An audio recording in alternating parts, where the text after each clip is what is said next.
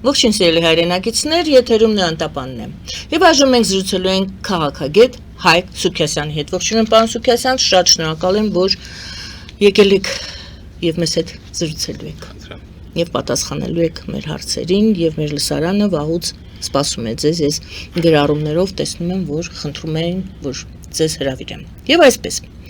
Պարոն Սուքիասյան, մոտ 10 օրից հետո մտնում ենք աշուն, նոյեմբերին Ռուսաստանը խոստացել էր հարց բարձրացնել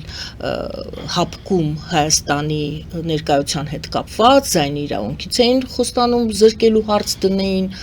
իսկ դեկտեմբերին էլ հիշում ենք հարց են դրել, թե Հայաստանը ԵԱՏՄ-ի հետ ինչ հարաբերություններ պետք է ունենալ։ Հարցս հետևյալն է. պատրաստ է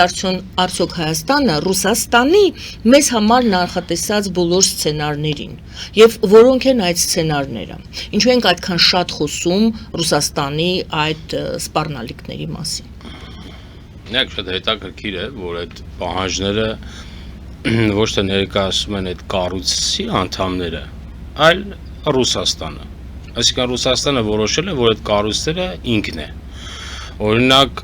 ՀԱՊԿ անդամ պետություններից հավաքականորեն այդպիսի պահանջ չկա Հայաստանի ներկայացված։ ԵԱՏՄ-ի անդամ պետություններից հավաքականորեն չկա այդպիսի պահանջ ներկայացրած։ Այսինքն այդ կառույցները չեն Հայաստանի դեմ պայքարում։ Այդ կառույցի մի անդամ պետություն է։ Նախ դա նշանակում է, որ այդ կառույցների իմաստը չկա։ Հավաքականորեն դրանք ինստիտուցիոնալ կառույցներ չեն։ Մեզ էլ այտենց վզներիցս բռնել տարեմացել են այդ կառույցների մեջ։ Եթե նկատի ունենք, որ Ռուսաստանը այդ կառույցները փլցնելու քաղաքականություն է վարում։ Ինքն է փլցնում այդ կառույցները, շարը էլի գցել են մեր վրա։ Դա ավանդական ռուսական քաղաքականություն է։ Մեր պատմագիտական միտքը որ կարդակ, ինչքան ռուսները մեզ փորն են տվել, շարը գցած է մեր վրա։ Դուք եք մեղավոր։ Հիմա էլի այս կառույցն է։ Ասում եմ, եթե նկատի ունենք, որ եթե այդ կառույցները այսօր վատ դրության մեջ են եւ փլվելու ընթացքի մեջ են, դա անում է Ռուսաստանը եւ ես կարծում եմ այդ կառույցների անդամ պետությունները Ռուսաստանից բաներ կապի պահանջեն։ Բայց ընդհանրապես մեզ հետ ինչ է կատարվում։ Այս նոր բան չի մեր կյանքում, այս ճնշումները, այս պահանջները, այս 20 թվականից սկսած Ռուսաստանից այդ զառոցը կա։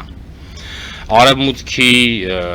հետ հարաբերությունները կարծես այդքան հիմա ժամանակին արդիական չեն, մենք մի քիչ են արդիական, հիմա էլ կպել է այս տնտեսական բաներին, չգիտեմ, տնտեսական պատժամիջոցներին, Ռուսաստանի ուզածը մեզից ինչ է։ Հանձնվենք, պրստենք, այդ է ուզածները։ Բայց այսպիսի ճնշում, որ իրականում ճնշում էլ չի։ Այդ պարզապես մենք ենք չափազանցում, ճնշում չկա։ Օրինակ, եթե Ռուսաստանը շատ խելք չունենա, մի քիչ էլ կճնշի, լրիվ դուրս կգան կպրծնենք, էլի։ Նպատակը ո՞րն է, քանի որ խորհրդանում Ռուսաստանը ունի երկու ուղիղ ներկայացուցիչ, այդ խորհրդանական ֆրակցիաների միջոցով, նաև Ռուսաստանից լսվող զառոցների միջոցով Հայաստանի վրա ճնշում են ուզում գործադրել, մեզ արագացնում է, որովհետեւ մենք այս արագացման process-ի մեջ սխալ անենք։ Օրինակ ենթադրում եմ մենք հաշվարկ ունենք, չէ, ԵԱՏՄ-ի հետ կապված։ Կունենանք, էլի, չէ։ ՀԱՊԿ-ի հետ կապված մենք հաշվարկ ունենք, չէ, մենք երբ ենք ուզում դուրս գալ, երբ այդ հարաբերությունները կփլվեն։ Իրենք արագացնում են, որ այս արագացման ընթացքի մեջ միգուցե մենք սխալներ անենք, դա է Ռուսաստանի արածը։ Բայց ինչ իսկ իհարկե այն տեսակետները, որ գազը կթանկացնեմ, այս կանեմ, այն կանեմ, կարող է ենթադրենք, բայց ես կարծում եմ դրա մեջ պրոպագանդան ավելի շատ է, քան իրական սպառնալիքը։ Մենք պարզապես մեր տնտեսագետները, մեր, չգիտեմ, ոլորտի մասնագետները, քանի որ տունը քնած են, մի հատ մեզ վերլուծություն չեն տալիս, էլի, օրինակ Հայաստանը, Ռուսաստանի գազի սպառման մակարդակի մեջ, որ երկիրն է։ Ես կարծեմ մենք երկրորդ երկիրն ենք։ Ինքը պատրաստ է այս հսկայական շուկայից զրկվելու։ Այդ մենք իրեն պետք է սպառնանք, ոչ թե ինքը մեզ։ Բայց դա ավանդական բան է, Ռուսաստանը մեզ պիտի միշտ սպառնա, ավանդական բան է, մենք է սովորել ենք սրան, սպառնալիք կա։ Ես առաջարկում եմ մենք սպառնանք։ Մենք սպառնանք։ Եթե դուք շարունակեք այս ձև, դուք ամենամեծ երկրորդ կամ երրորդ ենք, չգիտեմ, մենք Ռուսաստանի գազի սպառման շուկայի մեջ։ Մենք ձեզից կհրաժարվենք։ Բայց սա ինչ է, սա process է, քանի որ մենք որոշել ենք մի օր անկախ պետություն ստեղծենք, մենք մեր ճանապարհին տեսել ենք Ռուսաստանին։ Եվ այստեղ մեծ անհանգստանալու բան չկա, որովհետև Ռուսաստանի դրությունը այսօր այնպեսին չի, որ կարողանա այնպեսի հարված հասցնել, որ մենք ոտքի չկանգնենք։ Այսինքն պրոպագանդան, վախը հասարակության մեջ տարածելը շատ ավելի մեծ է հոգեբանական գրով, քան իրական սպառնալիքը։ Ես շնորհակալ եմ,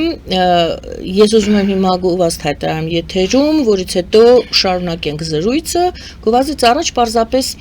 այսպեսի մի դիտարկում։ Մինչ այժմ Ռուսաստանից Հայաստանի հասցեին միայն բացասական խոսույթ էր հնչում, սակայն օրերս Դուգինը, հայտնի Դուգինը, շատ հետաքրքիր մի ձևակերպում արեց, միտք արտահայտեց հարցազրույցի մեջ, իրեն հարցրել են, բա ռուս-հայկական հարաբերությունները ինչի եկան դարձան այս վիճակին, նա ասաց, որ սա ոչ Փաշինյանն է մեղավոր, ոչ էլ Արևմուտքն է մեղավոր, Սորոս, այդպես ջրանումներ տվեց։ Ասես դա մենք ենք մեղավոր, մեր անգործ մարդիկ։ Ինչու է Ռուսաստանը հիմա Դուգինը որոշել, այ դուք ասում եք գուցե Հայաստանը սպառնա։ Գուցե ինչ-որ բան պետք է հետ պտտվի։ Ռուսաստանի ներսում էլ ամեն ինչ չի միանշանակ։ Գովազդից հետո իսկ խնդրեմ, որ ձեր կարծիքը դուք կարողանաք կիսվել ձեր կարծիքով։ Գովազդը եթերում սիրելի բարեկամներ, մնացեք մեզ հետ։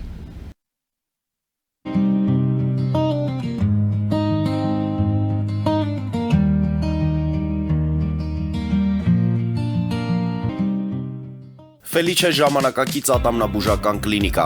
Այստեղ հարմարավետությունն ու խնամքն առաջնային են։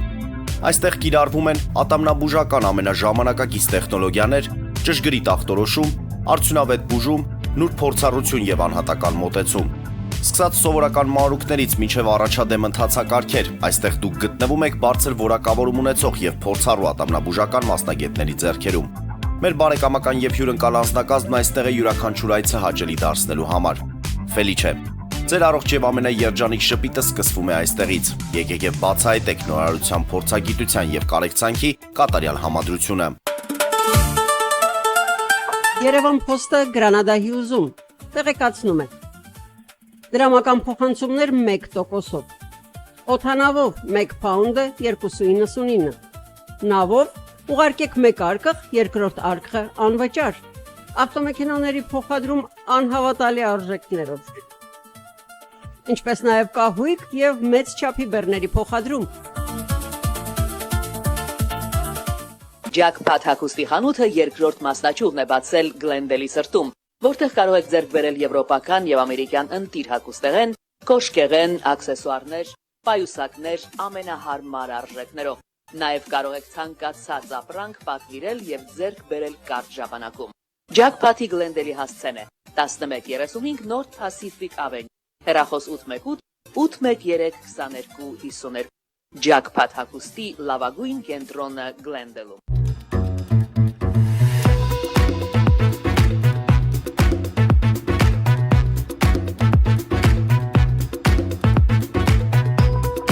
Արարատ ռեստորան, ընտանեկան եւ ընկերական ժամանցի լավագույն հասցե, սիրված արտիստներ, հյուրընկալ մթնոլորտ, հարուստ ճաշացան, անմահական խորտիկներ։ Արարատ ռեստորան, հասցեն անփոփոխ, սիրով սպասում ենք ձեզ։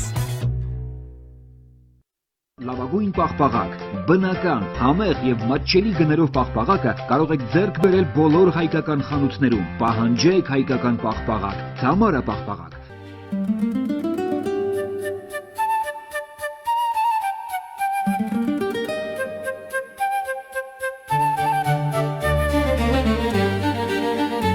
Նոյան տապան տպարան, Նոյան տապան հրատարակչություն, շարվածքից մինչև տպագրում, զանգահարեք, գրեք, այցելեք, միասին պատրաստենք ձեր գիրքը, ամսագիրը կամ թերթը, որտեղ նշվելու է, տպագրված է Նոյան տապանում։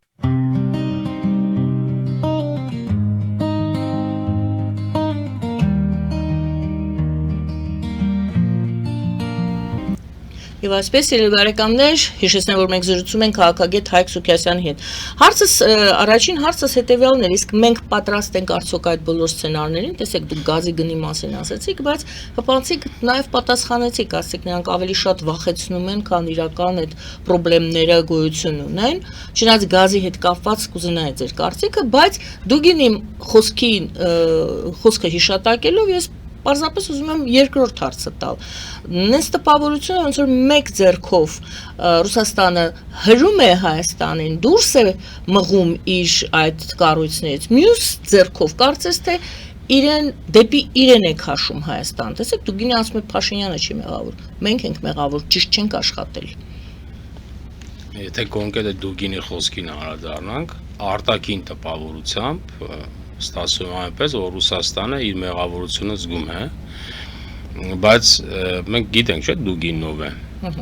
Եվ ես կարծում եմ իր ասածը ոչ թե հատուկ Փաշինյանի դեմ չի,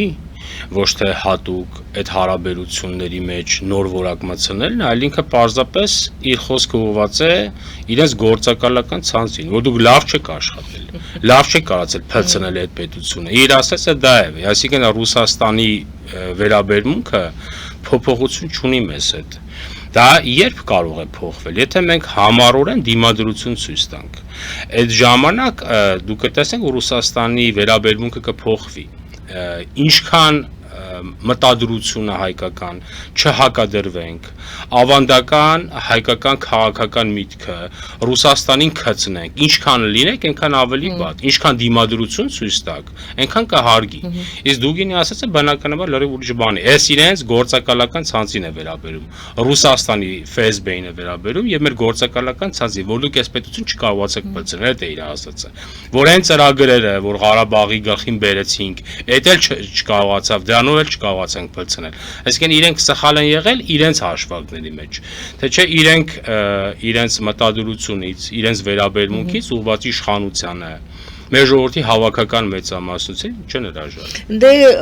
հետաքրքիր էր, այո, եթե ժամանակ ունենաք սիրելի հանդիսատես ձեզ եմ ասում, կարդացեք այդ հարցազրույցը, որտեղ այդտեղ Դուգինը իսկապես սրտնեղում է, ասում է մեզ հայկական համայնքը մեր տեղական կամ սխալ տեղեկություններ է տվել, մենք այդ սխալ տեղեկություններով ենք ղեկավարվել, դրա համար եկել ենք այսպես սխալ տեղ ենք հասել։ Նշանակում է իրենց նախ ճիշտ է, սրանք սխալ տեղեկություն են տվել, սխալ չեն տվել։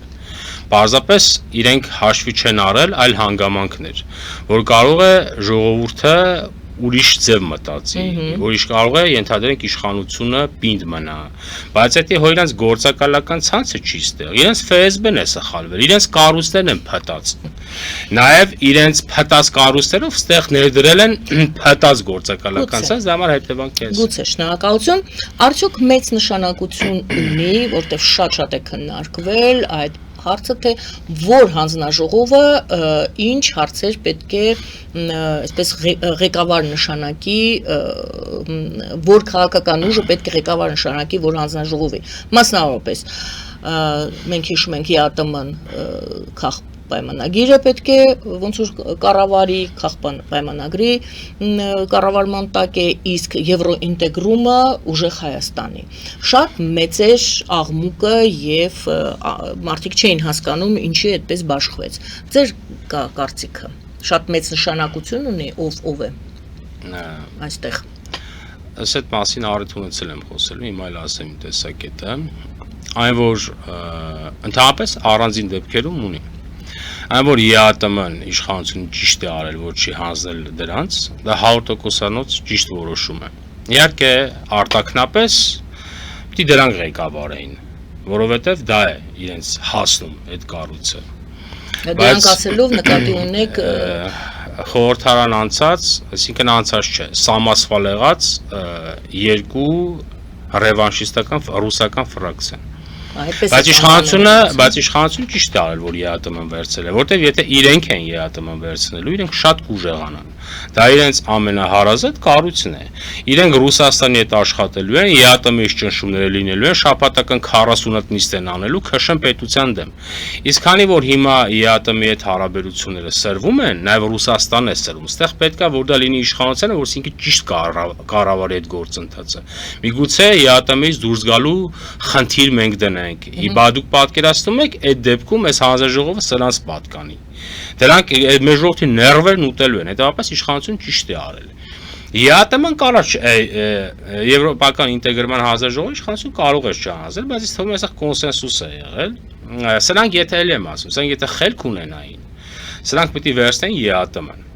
Եթե իրենք ԵԱՏՄ-ն վերցնում են, ապա իրենք շատ են ուժեղանալու։ Բայց քանի որ իրենց Դուգինի ասած անուղեղ ՖՍԲ-ն է կառավարել, ասել են ԵԱՏՄ-ն վերցրեք, որ մխտրեք process-ը, չգիտեմ, հազարումի բաներ, գնաք ԵԱՏՄ-ում զռակ Հայաստանի դեմ։ Բայց այստեղ եթե իշխանությունը կառավարությունը ճիշտ աշխատի եվրոպական կառույցների հետ, ապա իրենց տված վնասը եվրոպական ինտեգրման հարցում շատ նվազ կլինի, եթե իշխանությունը ճիշտ աշխատի։ Այսինքն այստեղ մեծ հաշվով խնդիր չկա, ընդհանրապես խնդիր չկա։ Եթե իշխանությունը լավ է աշխատում, ընդհանրապես ոչ մի խնդիր չկա։ Դե բոլորը այդ քննարկումների հիմքը ինչ էր, դրանով կարծում էին, որ իշխանությունները հետ նահանջ են, այսինքն հրաժարվել են այդ տոկուց, եթե իշխանությունները հանձնել են հանձնաժողովը, ինչպես դուք եք ասում, հանձնել, այդ ձևակերպումն եք օգտագործում, հանձնել են ընդդիմությանը, նշանակում է իշխանությունը դեպի ինտեգրում, դեպի անդամակցություն չի ուզում գնա, հետ նահանջ է։ Դուք էլ եք այդպես կարծում։ Ոչ, ես այդպես չեմ կարծում։ Դի հարցը նայեք, կա ինչ-որ տեսական բաներ եւ կա պրակտիկա։ Մեր պրակտիկան լրիվ ուրիշ բան է մեզ ապացուցում, որ մենք դեպի եվրոինտեգրում գնում ենք։ Կարող է արագացումը մեզ դուր չի գալիս։ Կարող է, չգիտեմ, շատ ուրիշ բաներ մեր դուրը չի գալիս։ Կարող է 4 հոգի ուզում է, որ դա վաղը լինի։ Կան Հայաստանում մարդիկ։ Այս հարցով հա կարող է, բայց որ պետությունը գնում է դեպի եվրոինտեգրում, քայլերը դրա մասին են խոսում։ Այստեղ ոչ մի խնդիր չկա, էլ եմ ասում, այստեղ գլխավոր ռազմավարական որոշումը եղել է ԵԱՏՄ-ն վերցնել է, ԵԱՏՄ-ի հանձնաժողովը։ Այստեղ պետություն, որտեղ էլ եմ ասում, եթե ԵԱՏՄ-ի հանձնաժողովը դրանց է լինելու, մեր ներվերը դրանք ուտելու են։ Վստահեցնում եմ ձեզ, որ մեր պետության կյանքը դրանք կուտեին։ Այս սանկցիաները կար, գազի գնի թանկացում, այդ հանձնաժողովները իրենցն են։ Դա դառնալու է Ռուսաստանի ԵԱՏՄ-ի խոսափողը խորհրդարանում եւ քշելու են պետության դեմ։ Իսկ եթե եվրոինտեգրման հանձնաժողովը լավ իրենցն է ենթադրենք օրինակ, ենթադրենք չէ, օրինակ ասենք իրենցն է, չէ, բայց կառավարությունը աշխատում է եվրոպական կառույցների հետ, հաղորդակցությունը ինքն է պահում։ Ունենք եվրոինտեգրման մասին օրենք։ Հիմա կառավարությունը եթե որևէ նախագիծ բերեց, իրենք կարող են չընդունել։ Օրենք կա եվրոինտեգրման։ Այսինքն իրենք իրականում ակցիանի մեջ են,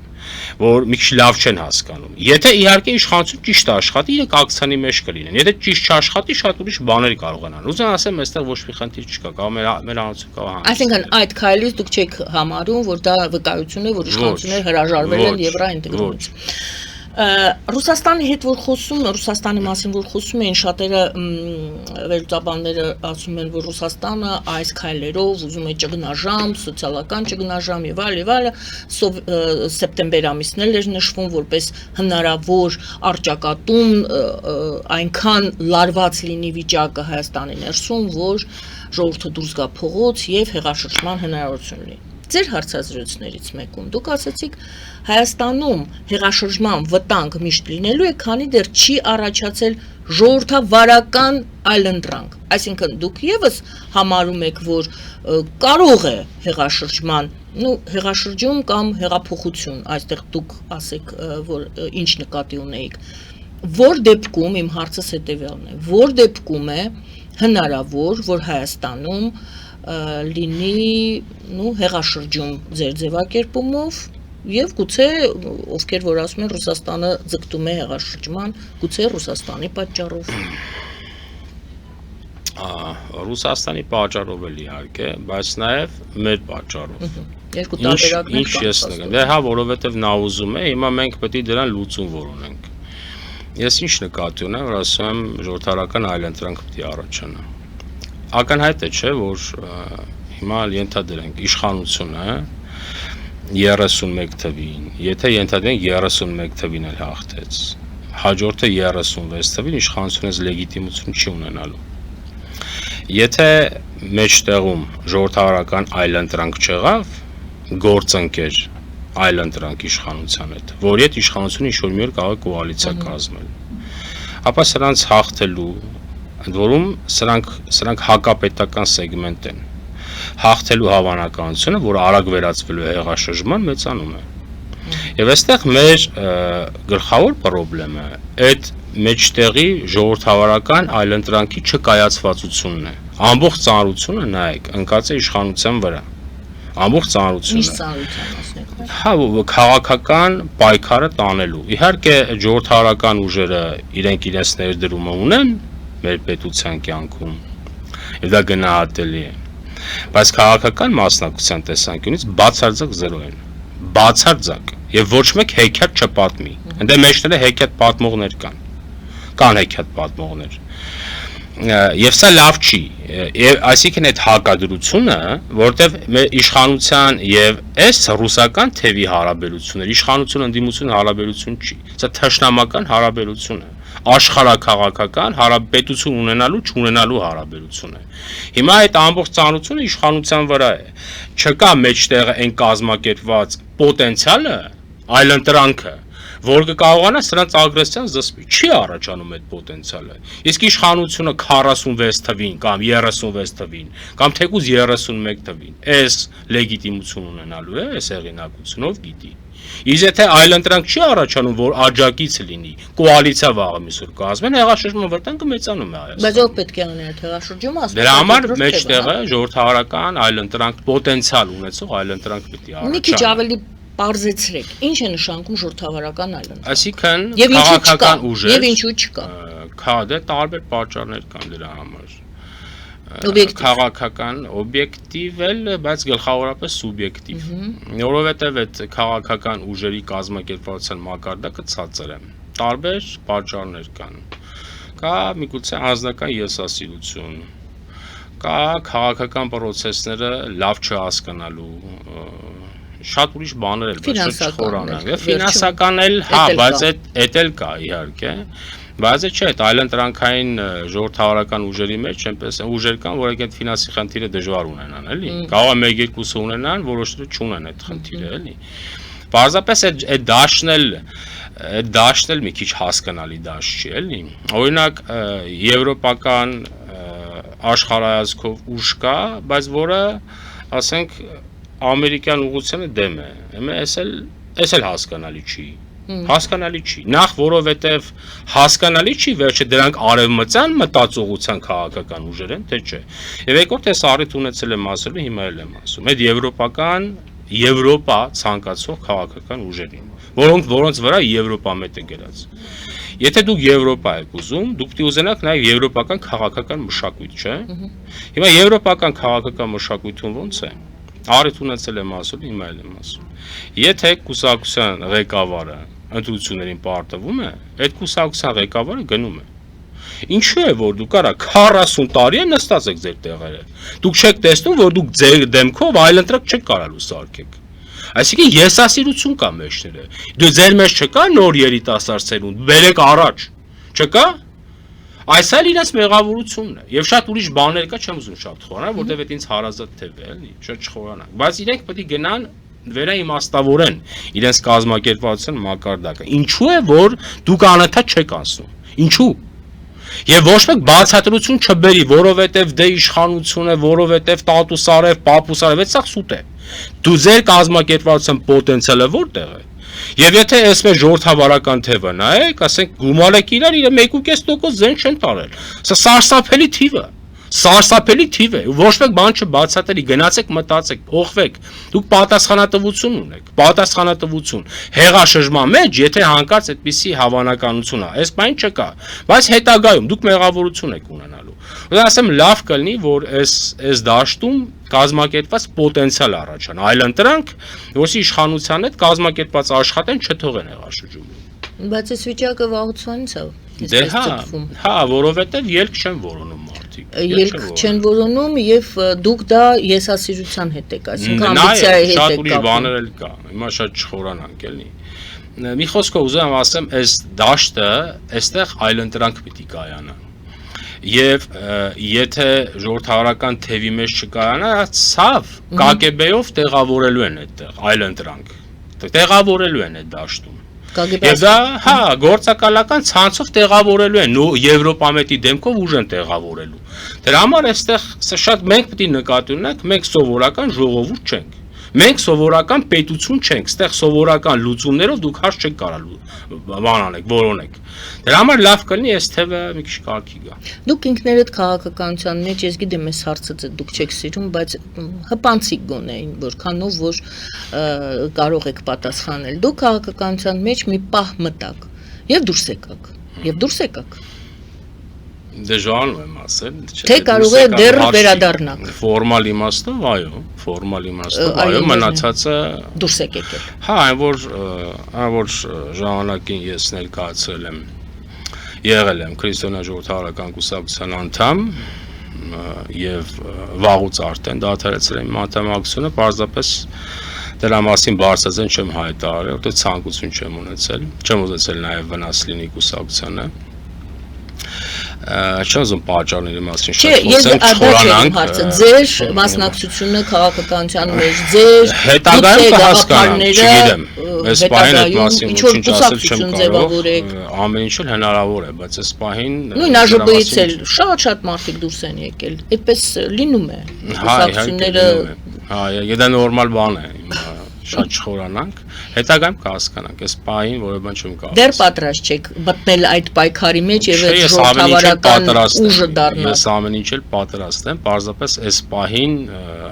կարծում խիստ արդիական չէ այդ մասին խոսել։ Հետագայում երբ որ վերջնական ես որոշում կունեմ, խոսեմ դրա մասին։ Թույլ տեղը Հայաստանի քաղաքական դաշտի որն է։ Ինչու չի կայանում։ Ինչն է խնդիրը, թե գուցե կայացել է, որովհետև այդ դուք որ ասում եք, շատ կուսակցություններ, չեմ ասում բոլոր,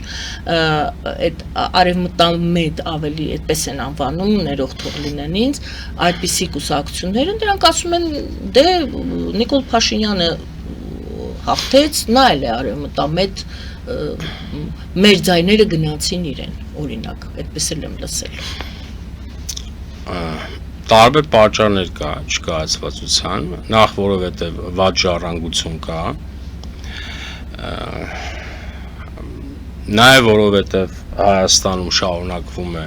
խորհրդարանում պայքարը դիտվել բացառապես իշխանություն ընդդիմություն հակադրությունների համակարգի մեջ, որը հասարակությունը, իսկ մեր իշխանություն ընդդիմությունն էլ, ասենք, ընդդիմության սեգմենտը գրաված ընդդիմադիր չեն այդ մարդիկ։ Այս թշնամանքը հասարակությունը միշտ պահում է անկայուն վիճակում։ Օրինակ նայեք, խորհրդարանը իշխանություն ընդդիմություն համակարգով չի աշխատում։ Իշխանություն ընդդիմությունը ո՞րն է։ Դա իշխանական կառույցներում զբաղեցրած տեղն է։ Մեկը շատ ձայն է հավաքել իշխող է, մեկը քիչ է ընդդիմադիր է։ Բայց խորհրդարանը այդպես չի աշխատում։ Խորհրդարանը աշխատում է բևեռներով, աջ, ձախ, կենտրոն։ Օրինակ Հայաստանում չկա այսպիսի բևեռ, չի կայանում։ Եվրոպամետ ռուսամետ, եվրոպամետ, ռուսամետ։ Ես ուզում եմ հասկանալ այս աշխարհաքաղաքական անտագոնիզմը, որը եկել է խորհրդարան։ Սա ո՞նց է խորհրդարան կայացնելու։ Ո՞նց։ Այդ կուսակցությունները պիտի ինքնություն ունենան, չէ՞, տնտեսական, քաղաքական։ Օրինակ իրենք ինչ են, սոցիալիստ են, սոցիալ-դեմոկրատ են, պահպանողական են, լիբերալ են, լիբերտալ են, ոչ մեկից ոչ մի բան չես հասկանում։ Գաղափարական, հոսանքային պայքար չկա։ Օրինակ այնտեղ մեկը կա, լուսավորիչների կուսակցություն կա։ Այդ մարդիկ լիբերալ աշխարհայացքի կուսակցություն են, բայց գտնում են, որ Հայաստանը պետք է լինի Ռուսաստանի հետ։ Եթե օրինակ լինել աչեր ձախել, ասենք ինքը լրիվ աչ է, չէ, լիբերալ է, չէ։ Օրինակ դրա վզից կբռնեն, խորհրդից կշպրտեն դուրս, կասեն, դու լիբերալ ես, դու ավտորիտարիզմ ես քարոզում։ Այսինքն այս պայքարը չկա գաղափարախոսական, անընդհատ հասարակությունը տանում են անտագոնիզմի։ Դրա համար խորհրդանական կյանքը չի կայանում, չէ կայանալու։ Բայց մեր պարական երևի նորմալ է, որ սենց է, որտեվ մենք նոր ենք պետություն դառնում, դա ցավալի բան է, որ մենք սա պետք է արձանագրենք, բայց մենք ինքնիշխան պետություն նոր ենք դառնում, այն ինչ որ եղել է, դա ուրիշ բան է եղել, դա եղել է Ռուսաստանի ոտքերի տակ պարկած պետություն, պետության նման մի բան, բայց ինքնիշխան պետություն մենք նոր ենք կայանում, դրա համար, բայց քանի որ նաև ելի եմ ասում, այն այլընտրանքը չկա, որ եռաթև պայքար լինի։ Այս երկուսի մեջ է պայքարը, որ դրա համար դժվար է։ Դե շատերը անգամ այդ երկուսի մեջ էլ պայքար չեն տեսնում։ Մենք պետականաշինության փորձ չունենք, մենք պետք է Լավ, բայց մի օր պետք է կարողանանք նույն ձեզ նման քաղաքագետներ, ովքեր են դիվանագետները, ես չգիտեմ, ովքեր պետք է սկիզբը դնեն, որպեսզի մենք ունենանք եւ պետական մտածողություն, եւ պետականաշինության գոնե ինչ որ առաջի քայլեր պետք է փորձ պետք է սկսենք ձեռք բերել, թե անընդհատ ամեն տարի մենք ասենք մենք դրա փորձը չունենք, 600 տարի մենք պետականություն չենք, բայց արդեն ունենք, չէ՞, մի երեխան էլ որ մոտ մի տարեկան է դառնում, արդեն սկսում է քայլել գոնե։ Այո, մեր պարագան բարդ է։ Նախ այն որ մենք որոշակի ձեռբերումներ ունենք, այդ հաստատ է այս ընթացքում։ Այնպես մենակ բան չանենք, չլացացնենք։ Ձեռբերումներ կան։ Պարզապես քաղաքական դաշտն է դժվար կայանում, որովհետև մենք որպես հասարակություն էլ ենք այդպեսին։ Օրինակ, այս խորհրդարանը դի օբյեկտիվ լինենք։ Մեր հասարակության խտացված պատկերն է։ Այսինքն այս խորհրդան ինչ է սա առաջացել։ Սա մեր պետության հավաքական պոտենցիալի իրադարձություններին, երևույթներին արձագանքելու հավաքական պոտենցիալի եւ մեր ժողովրդի քաղաքական մտածողության արդյունքն է։ Այսինքն այդ ռուսական մտածողությունը դեռևս կա մեր հասարակության մեջ։ Այդ որ շարը գցում են, հա, կաշառք, մաշառք, հա, ենթադրենք կաշառքն էլ կա, չէ, բայց ռուսական մտածողություն կա։ Սա պետք է ջարդվի հասարակության մեջ։ Բայց սա դժվար է, նայեք, ել եմ ասում, ամեն դեպքում դի օբյեկտիվ լինենք։ Մենք այդ պետականաշինությունը, Ֆրանսիան ինչի է Ֆրանսիա, որտեղ դա պետության ընդհատում չի ունեցել, էվոլյուցիոն ճանապարհով զարգացել է։ Կարող է 200 տարի առաջ կամ 50 տարի առաջ կամ 100 տարի առաջ Ֆրանսիայում կուսակցությունը սս կայացած էին։ Մենք պետության ընդհատում ենք ունեցել։ Եվ մեր փորձն է վատը, մեր պատմագիտական միտքն է վատը, չի սպասարկում անկախ մտածողությանը, պետությունը շրջանցող ինստիտուտների գերակայություն է դրված։ Հիմա տեսեք այն մի հոգի բան է, չէ, ասենք Սփյուռքի մասին բաներ, վրա են տվել։ Նայեք, պետությունը շրջանցող ինչքան ինստիտուտ կա, դրանց գերակայությունը դրված է պետության վրա։ Սփյուռքի գերակայություն, եկեղեցու գերակայություն։ Մեր պատմագիտական միտքն էլ է այդպեսին։ Մենք հələ, այսինքն էթնոմշակույթը, էթնոազգային մտածողությունը շատ ավելի ուժեղ է, քան պետականը։ Դրա համար օրինակ ասենք կաթողիկոսի հեղինակությունը մեծ է։ Եթե օրինակ մենք լինեինք պետականության մակարդակի ժողովուրդ մտածողության մեջ, 3 օր մեզ կաթողիկոսին անե բրծել էինք։ Բայց քանի որ էթնոազգային, էթնոմշակութային մտածողություն ուժեղ է, այստեղ ազգային ինստիտուտները ուժեղանում են, կաթողիկոսն է ուժեղ, սփյուռքն է ուժեղ։ Սրանք պրոբլեմներ են, որոնք մենք աստիճանաբար կհաղթահարենք։ Կողքներս Ֆրանսիան չի, մի քիչ բան սովորենք։ Մենք շատ գիտելիք չունենք, մենք պետք է օբյեկտիվ լինենք։ Մեր գիտելիքը պետականաշինության վերաբերյալ ցածր է։ Պետք է օբյեկտիվ լինենք։ Եվ ճնշումն է դրսից շատ։ Դա համար այսինքն օբյեկտիվ պրոբլեմներ էլ կան, սուբյեկտիվ էլ կան։ Ինձ թվում է աստիճանաբար մենք այս ընթացքը կհաղթահարենք։ Իսկ եթե եմ ասում, մեջտեղի այլընտրանքը առաջանա, մենք շատ շուտ կհաղթահարենք։ Շնորհակալ եմ, հաջորդ հարցը բազմաթիվ նոր դաշինքներ են ձևավորվում, Թուրքիա, Պակիստան, Սաուդիտներ, մի կողմից Իսրայել, Հնդկաստան, Կիպրոս, մյուս կողմից շատերը խոսում են, որ բազմաբևեռ է դառնում, առաջ երկբևեռ էր, Սովետական միություն Միացյալ Նահանգներ, հիմա բազմաբևեռ է։ Եվ կա այսպիսի կարծիք, որ Հայաստանը պետք է արագ կողմնորոշվի, որտեղ է ինքը, որ բևեռի հետ է։ Նախ արդյոք դա այնինչ դուք նկարագրեցիք խորհրդարանում, այո, ծրագրեր չեն իրար հետ, ծրագրերի մրցակցություն չի կամ քննարկումներ չեն ծրագրերի շուրջ, դուք ասում եք այս ուղղությամբ սրա հետ գնանք, թե նրա հետ գնանք, բայց նաև կան մարդիկ, որոնք ասում են, այո, դու պետք է կողմնորոշվես, որ բևեռի հետ ես գնում։ Նախ իսկապես բազմաբևեռ է, արդեն ձևավորված են այդ բևեռները, թե դրանք պարզապես աշխատանքային դաշինքներ են, ինչ որ հարցերի շուրջ, եւ որտեղ պետք է լինի Հայաստանը։ Ասում են այստեղ կամ այնտեղ, մյուսն էլ ասում է ոչ մի տեղ։ Մենք պետք է մնանք մեր տեղը, ոչ մեկի հետ չպետք է դաշինք կազմենք այդ բևեռի մեջ, ոչ մի բևեռի մեջ չպետք է ներգրավենք։ Նախ ինչ է բազմաբևեռայնությունը։ Դա պոտենցիալ է, չէ՞։ Օրինակ հիմա որ բևեռն է, որ ԱՄՆ-ի հետ բևեռ լինելու պոտենցիալ ունի։ Որ բևեռ, ասենք Իսրայել, կամ ասենք Թուրքիա, Պակիստան։ Դա բևեռ է։ Ոչ, որովհետև իդեպ եւ Թուրքիա, Պակիստանը Միացյալ Նահանգները ողջունեց եւ այս դաշինքը եւ գիտենք, որ Իսրայել, Հունաստան այդ դաշինքն է ողջունում Միացյալ Նահանգները։ Այո, լոկալ տարածաշրջանային, չգիտեմ, շատ այլ բևեռներ են կամ խմբավորումներ են առաջանում, դա ճիշտ է, բայց դեռևս բազմաբևեռայնության մասին չի խոսում։ Որտեղ ԱՄՆ-ի գերակայությունը շարունակ, այսինքն չկա որևէ բևեռ, որը պոտենցիալով կարողանա այն բևեռին հակակշռի։ Իրականում մեծ հաշվով միաբևեռ է դեռևս։ Եթե միաբևեռ չի պոտենցիալ հավաքող բաներ կան, խմբավորումներ կան, երկրներ կան, բայց միևնույն է ԱՄՆ-ի հեգեմոնիան շարունակում է մնալ։ Սա ընդհանրապես պետք է նկատի ունենանք։ Ինչ վերաբերում է Հայաստանը, որտեղ պետք է լինի, դա մեր ավանդական ցավն է։ Այս 200 տարի է, մենք այդ ցավով տառապում ենք։ Ոնց անենք, մեկին հանձնվենք, ոնց անենք, կողնորոշվենք դեպի մի բևեռը։ Դա մեր մտածողության թուլությունից է, քաղաքականություն լավ չհասկանալուց է, դիմաշրջումների օրիենտացիոն մտածողության հոգեկան հիվանդությունն է։ Տեսեք, ուզում եմ հասկանալ, էլի, մենք չենք կարող դրանից դուրս մտածենք։ Չենք կարող, օրինակ կարող են նստենք մտածենք, հասկանանք, որ օրինակ ուժերի հաշվեկշռի, բալանսի քաղաքականությունը օրինակ մեծ ձեռնտու է, բայց հայություն չի մտածում, ինքը ունի այն գլխից տաբուներ։ Տատու ժառանգած թեզեր կա, ծնվել ես կողնորոշվի մի անգամից։ Մի հատվածը Ռուսաստան է, մի հատվածը դրա համար սա հասարակությունն է պահում թշնամանքի մեջ։ Եվ սա նաև սա հասարակության նախ հոգեբանական իմաստով հասարակության չի թողում անկախանա։ Մտածողությամբ ինքը անկախ չի։ Ինքը անընդհատ մի բևեռի ոտերի տակ կախված պետք է լինի, անընդհատ։ Այսինքն սա անկախական մտածողություն չի թողում հասարակության մեջ ձևավորվի։ Եվ հետո ով է ասել, որ բանը հիմա կողնորոշվելու ժամանակն է։ Մենք կողնորոշվել ենք անկախ պետություն ունենալ։ Մնացածը պիտի հաշվենք։ Պիտի հաշվենք, եթե հա ճիշտ է կողնորոշումն է, կգնանք դրան, եթե ճիշտ է ուժերի հաշվեկշիռն է, որի ես կողմ եմ, բալանսն է, որ գիտեք հարցը որն է, կողնորոշումը հեշտ է, այդտեղ մեծ խելք պետք չի, ծնվել ես կողնորոշի պրծի, իսկ այ ուժերի հաշվեկշիռը, բալանսի քաղաքական մեծ խելք է պահանջում, ստե մենք հավես չունենք, ոչ գիրք կարդանք, ոչ էլ այդ քաղաքականության փիլիսոփայություն ճիշտ հասկանանք։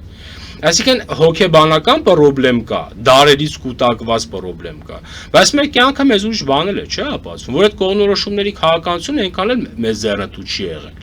Դուք տանում եք, մեզ տեղավորում եք այս աշխարհաքաղաքական հակադրությունների մեջ, ինչի համար եք տեղավորում։ Օրինակ ինչով է սա վատ։ Օրինակ այս արևմտյան աջակցությունը, ԱՄՆ-ից տեղ գալը, Եվրոմիության աջակցությունը բալանսի քաղաքականություն է բերել, օրիենտացիոն քաղաքականություն չի բերել։ Դուք ինչ եք ուզում Հայաստանը դնել մյուս բևեռի թիրախի տակ։ Ինչ եք ուզում դնել։ Իմաստը ո՞րն է։ Երկրորդ դուք հաշվել եք այն բևեռը, որը դուք անպայմանորեն ուզում եք կողնորոշվել։ Նա պատրաստ է ձեր պոտենցիալը բավարարի։ Պատրաստ է։ Օրինակ նայեք, առիթ ունեցել եմ ասելու, հիմա էլ եմ ասում։ Մարդիկ կան, որ շարունակում են բանը, չէ, հայոց ցեղասպանությունը միջազգայինորեն պետք է ճանաչվի, բան։ Դուք տեսել եք մի հոգի, որ այդ հարցը դնի Հայաստանի պոտենցիալի շրջանակներում։ Ինչքան օրիենտացիոնիստ կա, այդ հարցը վերցնում է հայոց ցեղասպանությունը, մեկը, քանի որ Եվրոպայում է, ասում է Եվրոպան է լուծելու։ Մեկը ռուսամետ է, ոչ մեկ Հայաստանի պոտենցիալով այդ հարցը չի ուզում լուծի։ Տանում է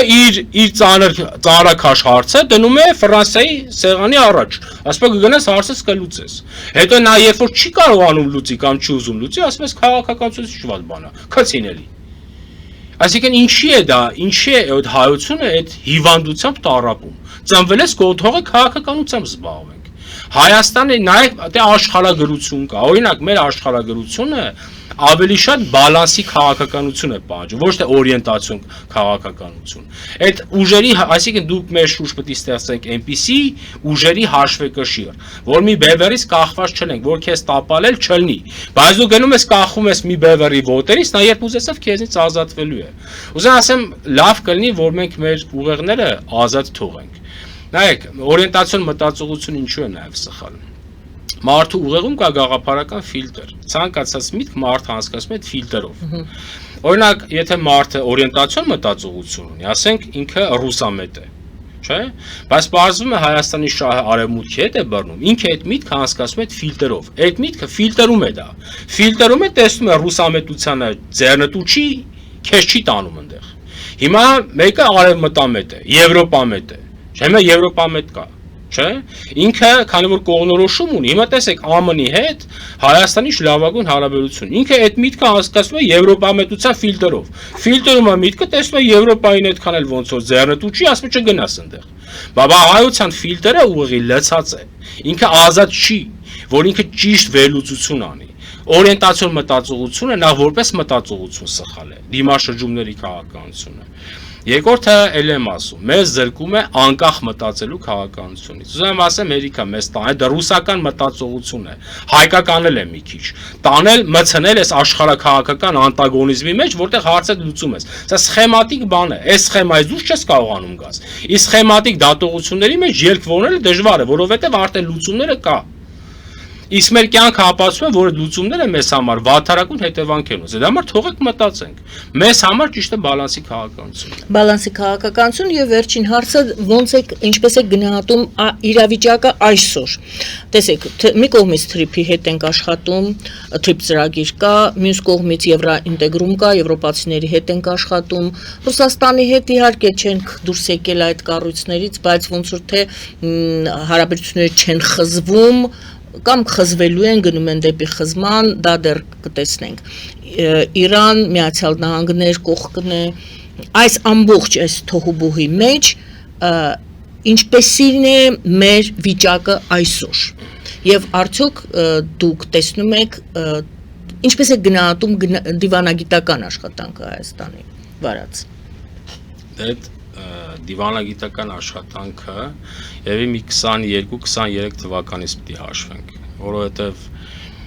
մինչև 20 թիվը պատերազմ չենք ջոկել, ինչ ենք անում, դրանից հետո պատերազմի մեջ ենք գցել, ջնջխել են մեզ, դրանից հետո մենք որոշ հարցեր սկսել ենք հասկանալ, սկսել ենք լուծումներ որոնել։ Եթե վերջի 3-4 տարվա կյանքը նայենք, մենք ինչ ձեռքբերումներ ունենք։ Մենք ունենք աշխարհի գերտերության ներկայությունը այստեղ թրիփը։ Մենք իհարկե ինչքան էլ Իրանը երբեմն անհանգստություն է ցուցաբերում եւ Հայաստանում էլ դա որպես մատի փաթաթան օգտագործվում է, չերես Իրան քշում են Հայաստանի դեմ։ Ես վստահ եմ, որ Իրանը կոնսենսուս ունի։ Պարզապես անընդհատ դե Իրանն է։ Իր անհանգստությունը պետք է ցույց տա, իր գերակայությունը պետք է ցույց տա, բայց ես վստահ եմ, որ մեր պարագայում Իրանը կոնսենսուս ունի, որովհետև Իրանին ձեռնտու է թույլ Հայաստանը։ Ձեռնտու է։ Հողի բարձիկները այդքան խելք չունեն։ Հայաստանը եթե թույլ եղավ, հանձնվելու է Ռուսաստանին։ Դա Իրանին ինչով է ձեռնտու։ Հետո էլ Իրանն էլ կախվելու է Ռուսաստանից, հետևաբար Հայաստանը ինչքան էլ ուժեղ լինի, Իրանին վնաս չի, ընդհանրապես վնաս չի։ Ասեմ Իրանն էլ այստեղ կոնսենսուս ունի, բայց դա նաև մեր աշխատանքի հետևանքն է, այդ բալանսի քաղաքականության արդյունքն է։ Եթե օրիենտացիոն քաղաքականություն լիներ, կարող է դեմ լիներ, կամ միջևեր դիմադրեր։ Կա Եվրոմիության դիտորդները, կարծեմ ստեղ են, չէ՞ դեռևս։ Կա Եվրոմիության աջակցությունը։ Կա խաղաղության պայմանագրի ստորագրված, նախաստորագրված տեքստը։ Խաղաղված Ադրբեջանը։ Հիմա շատ է խաղաղված, քիչ է, թողնենք մի կողմ։ Իհարկե էլի զառոստները կան, դա ասում է բանն է, պատերազմը շարունակվում։ Ամեն մեկը ինչ որ բաներ է բացատրում, որ մխտարի է սպառոցը։ Իրականում կա չէ վերջ այդ գոնե եթե ֆորմալ չի, բայց փաստացի այդ խաղաղությունն էլ կա։ Չէ, այսինքն Հայաստանի Հանրապետությունը կարողացել է զգիշաճին խաղաղեցնել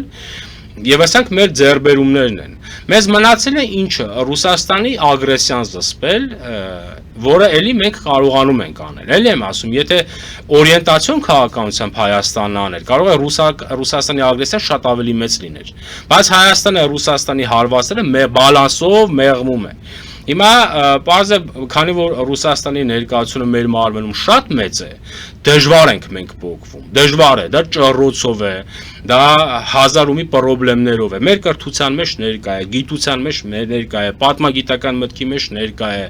Մեր երկաթգիծը իրենն է, ռազմաբազան ունի։ Այսինքն Ռուսաստանը քաշով մեզից ծանր է մեր պետության մեջ։ ծանր է։ Դրա համար նախ ինքը մի քիչ հանգիստ է, երկրորդ էլ դժվար է այդ փոկվելու գործընթացը։ Այդ որ մարդիկ ասում են հենց հիմա հել փոկվի, այդպես չի էլի։ Բաներ կա, պետք է մի քիչ օբյեկտիվ լինեք։ Դուք ձեր պետության պոտենցիալը պետք է հաշվեք փոկվելու։ Հայաստանը փոկվում է բալանսով։ Այս իմաստով հիմա եթե նայենք, Հայաստանը Իշուր ստեղծել է որոշակի անվտանգային եւ խաղաղ մթնոլորտ, նաեւ գումարենք, որ